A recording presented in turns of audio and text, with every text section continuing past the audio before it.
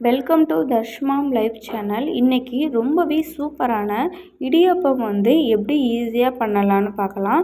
நான் சொல்கிற மாதிரி ட்ரை பண்ணி பாருங்கள், ரொம்பவே ஈஸியாக இருக்கும். ஒரு கப் அளவுக்கு அரிசி மாவு எடுத்துருக்கேன். இது கூட நம்ம தேவையான அளவுக்கு உப்பு சேர்த்துக்கலாம். ஒரு 2 டேபிள் ஸ்பூன் அளவுக்கு எண்ணெய் சேர்த்துருக்கேன். நம்ம சமையல் எண்ணெய் தான். சேர்த்துட்டு நல்லா பிசைஞ்சு எடுத்துக்கோங்க. இப்போது இது கூட நான் சுடு தண்ணி தான் கொஞ்சம் கொஞ்சமாக சேர்த்து நான் பிசைஞ்சு எடுத்துக்க போகிறேன். சுடு தண்ணி சேர்த்து நம்ம பிசையும் போது நல்லா சாஃப்டாக இருக்கும். இப்போது நம்ம சப்பாத்தி மாவு பிசைகிற மாதிரியே நம்ம கொஞ்சம் கொஞ்சமாக தண்ணி சேர்த்துட்டு இந்த மாதிரி பிசைஞ்சு எடுத்துக்கோங்க.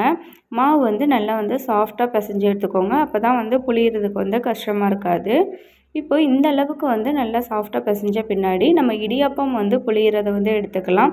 இது சின்ன சின்ன ஹோல்ஸ் உள்ளதாக எடுத்துக்கோங்க. இப்போது அதில் மாவு ஃபில் பண்ணிவிட்டு நம்ம ஒரு இட்லி தட்டில் இந்த அளவுக்கு நல்லா புழிஞ்சு எடுத்துக்கலாம். இது இட்லி வேக வைக்கிற அளவுக்கு ஒரு 5 நிமிஷம் வேக வச்சாலே போதும், நல்லா வெந்துடும். இப்போ இதுக்கு தேங்காய் பால் செய்கிறதுக்கு 1 கப் அளவுக்கு தேங்காய் எடுத்துருக்கேன். இதை கொஞ்சமாக தண்ணி சேர்த்துட்டு நம்ம மிக்சியில் அரைச்சி நம்ம தேங்காய் பால் எடுத்துக்க போகிறேன். இப்போது பார்த்திங்க அப்படின்னா நான் தேங்காய் பால் எடுத்துகிட்டு இதை ஒரு ஃபில்ட்ரு வச்சு ஃபில்ட்ரு பண்ணி தேங்காய் பால் எடுத்துக்கிட்டேன். ஒரு 3 டேபிள் ஸ்பூன் அளவுக்கு நான் ஜீனி சேர்த்துருக்கேன். நீங்கள் உங்களுக்கு தேவையான அளவுக்கு சுகர் சேர்த்துக்கலாம். சேர்த்துட்டு இதை இடியாப்பம் கூட வச்சு சாப்பிட்டோம் அப்படின்னா ரொம்பவே டேஸ்ட்டாக இருக்கும். நீங்கள் இது போல் கண்டிப்பாக ட்ரை பண்ணி பாருங்கள். உங்களுக்கு பிடிச்சிருந்தது அப்படின்னா நம்ம சேனலை மறக்காமல் சப்ஸ்கிரைப் பண்ணிக்கோங்க, லைக் பண்ணிக்கோங்க.